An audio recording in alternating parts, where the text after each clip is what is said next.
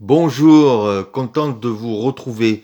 Aujourd'hui, je vais faire un petit focus, pas très long, mais sur un film dont personne parle et c'est bien dommage. Et l'idée, j'aime beaucoup mettre le doigt sur des films qui malheureusement sont fragiles. Donc aujourd'hui, je vais parler d'un film sur Netflix qui n'est pas un blockbuster avec des stars américaines. Le film n'a pas de version française. Ça s'appelle Call Me Shihiro. C'est japonais.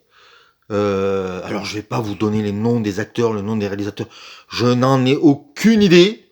Ah voilà, je suis précis. Mais j'ai passé un moment formidable et je vais vous raconter pourquoi.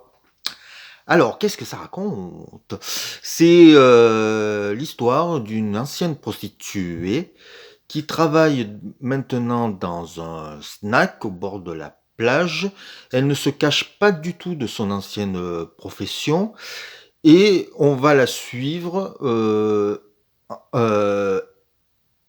elle aime aider les gens, elle aime les gens.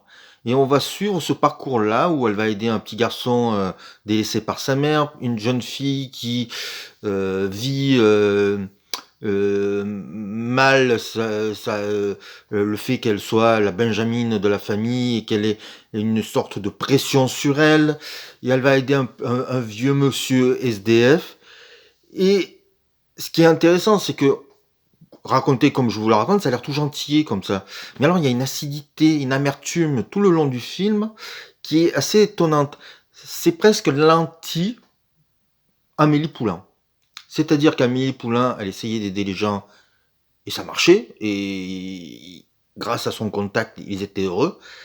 Elle va leur rendre le bonheur grâce à sa personnalité. Mais ça ne veut pas dire qu'ils vont être mieux dans la société ou dans les problèmes ils vont pas forcément résoudre ça. C'est vraiment ça qui est intéressant. Alors pourquoi aussi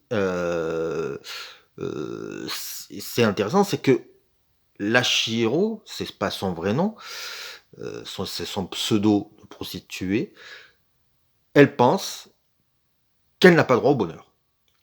Et à travers quelques flashbacks, on va peut-être percevoir le pourquoi du comment. C'est une œuvre euh, solaire, simple, c'est réalisé sans fioriture. Alors, je vais pas vous faire le type qui connaît super bien le cinéma japonais sur les bouts des doigts, je vais pas vous parler de Ozu ou de Koreeda, mais on sent que c'est dans cette veine-là, vous voyez, c'est dans la veine sociale et dans la veine familiale du Japon, dans la veine humaniste.